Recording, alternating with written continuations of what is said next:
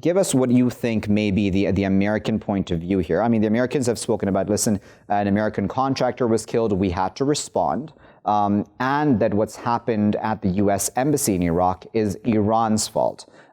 Is that a fair reading? The Trump administration believes that the Iranians have been using proxies pretty much throughout the planet to engage in what the Trump administration calls terrorism, also interference in the internal affairs of other nations, particularly and most closely, of course, Iraq. This is not new.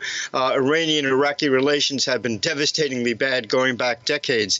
So it is a valid point of view from the perspective of the United States. Farhang, I wonder what you think of that, because people would then argue, Farhang, on the other hand, listen, the system put in place within Iraq right now was actually put in by the United States. So it's U.S. involvement, many would say, which is actually the problem.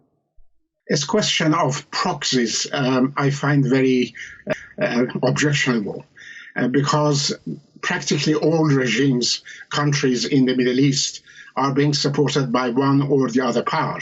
For example, America supports Israel very, very heavily. So does Saudi Arabia and UAE. One can't call Israeli forces U.S. proxy forces in the region and so on. The fact is, as you know, and as everybody knows, there have been massive demonstrations from Hong Kong to the Middle East, to India, to Iran, to Iraq, to Lebanon, and of course practically in all the Latin American countries and also inside Europe, in France and United States itself.